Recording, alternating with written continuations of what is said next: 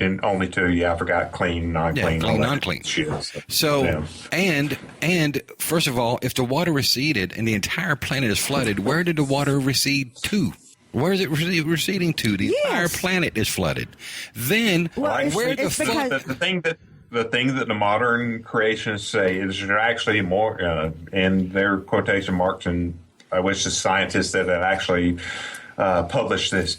There's more water underneath the crust of the earth than there is on the top of the earth, but they don't understand that the earth is fucking huge. So, and there's no mechanism to actually get the water underneath the earth. But anyways, other than the aquifer, Yeah, but but being from Florida, you know all about the Florida aquifer. When the water finally recedes, now there's millions of bodies that are laying all over the planet because they've been drowned. What happened to all the millions of bodies? Where the hell are all the bodies? Mm-hmm. And if God flooded the earth with all these bodies, why can't we unbury these bodies? Where are they at now? Decayed away? Don't know. No. Don't know. Yeah. That's just questions that you can ask when you talk to a believer and they're telling you about God's grace and God's mercy. That's some of the things you can point out. Yeah. Yeah. And then, we got into reading the book about the Numbers book, where it was so freaking boring. And I'm sitting here thinking my whole life, this book, I'm supposed to live my life by this book, and it's teaching me how to build a tabernacle. Yeah. Well, see, okay, that's Numbers. How did you make it past all the begats? Did you actually read the begats? No, we bypassed it.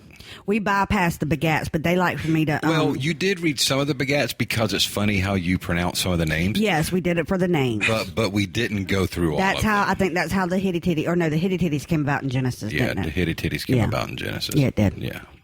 And to be honest, I don't think anybody ever, most Christians are like, and then there was, Methuselah, and that's where they carry on from there. Right. That they skip ahead to that point. They never really pay attention to anything in between, Cain and Abel to Methuselah. Right. No one ever pays attention to any of that. No. They don't know the hell what they're reading. No, they don't. And I've been there. So, and I remember growing up and hearing about the Adam and Eve story and me thinking, well, if there was two of them, why didn't Adam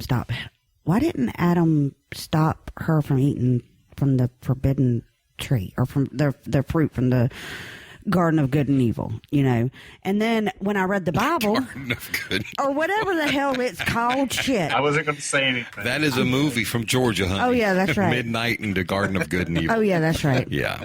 So, the damn garden. You mean the tree? Yes, that was in the garden. Yes, in the Garden of Good and Evil. Yeah. Yeah, that one. Sorry. So when I read the story and I realized that Adam wasn't even. Look, you're not supposed to be face palming. He's sitting there going, "Oh my God." I'm laughing. I'm sorry. I'm not face palming. The tree of the knowledge of good and evil. Yeah. Okay. Yeah. There you go.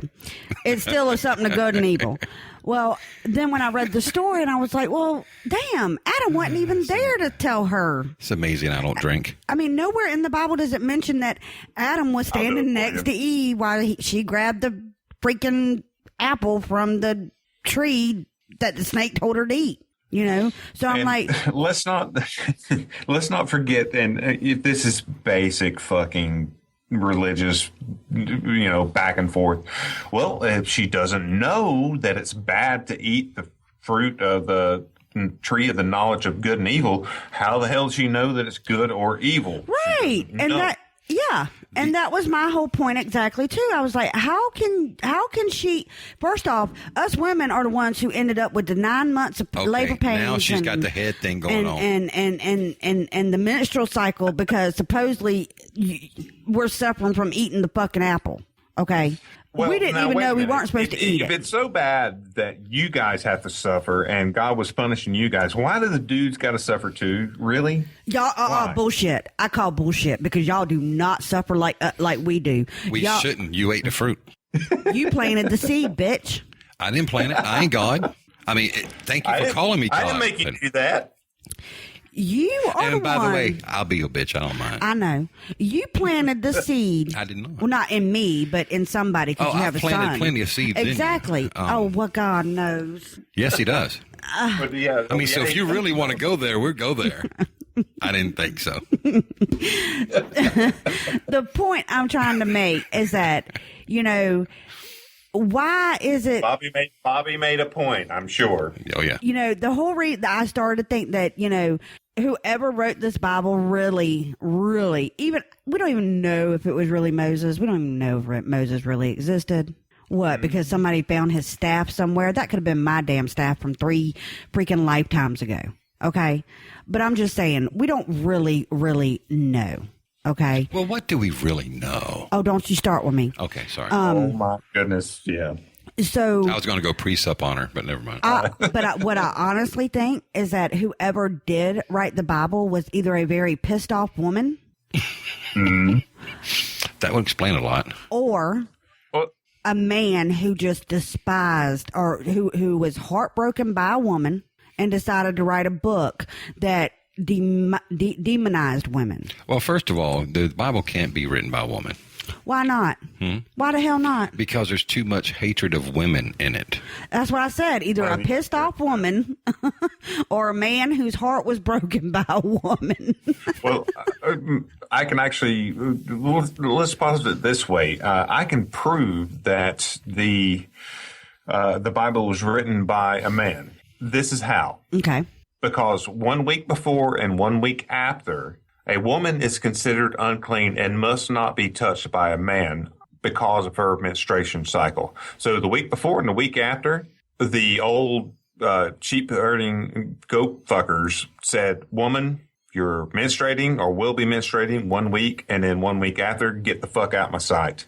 That's how I can prove that it was made by a man. But wait a minute. Maybe it was written by the woman and she didn't want to have sex with a man, so she decided to put rules in there of being unclean a week before and a week after, so that way she wouldn't have to. Right. Because a man will have sex with a woman at any time. Exactly, which is why the Bible could have been written by a woman to have an excuse. Yeah, but only with a sheet with a hole in it. What? Only with a sheet with a hole in it. There is that. Hello, the Talmud. Yeah. Oh. Yeah, because a woman is unclean. So right. they put a sheet between the man and the woman and put a hole in the sheet. Mm-hmm. Because you're why the woman is sewed up, by the way, like sewn into the sheet. That don't really exist. Y'all are pulling my leg. Well, there's this little religion out there called Judaism. Mm-hmm. Especially one that's Orthodox Judaism. And a matter of fact, the very person that you can ask about that will be singing at our wedding. Shelley Siegel. Yeah. We're not bullshit. That's a thing. Ask Shelley about that. Shelley came out of Orthodox Judaism. Remember, she said that the women had to sit in the back of the temple with a sheet in front of them so that they could not be a part of the ceremonies or whatever. Right. Remember? And actually, I need to reverse what I was saying. It's the dude, like if like you're courting a woman in Judaism, if you were the dude coming inside your your hope to be betrothed household, you would be the one sewed up in a sheet, so that way you couldn't do anything. That's no bullshit. That's a Hasidic tradition. Yes, Judaism. But that's Judaism. Mm-hmm. Wow, that's a real thing. Well, that was just a man trying to cover up the excuse that the woman made when she wrote the Bible. Now, welcome to Bobby's world. And we are going to take a quick break for another set of ads. Are you interested in honest and open perspective and discussion? Do you enjoy hearing people challenge the status quo, even if it means examining the bumps and bruises of the free thought community? Do the reverberations of the echo chamber make everything you hear sound trite and jaded? Are you ready for a show that dares to hold all people up to the light, to examine our biases and blind spots? Are you a humanist? Then the Q might be for you. Come check out the secular safe space for critical thought, cross-examination, and a caring ear where it's humanism first, secularism always. and where I really don't give a shit if you're an atheist or not. Come join the conversation by searching for The Q on iTunes, Stitcher, or whatever aggregator you use, but be warned, I've taken the padding off the sharp corners.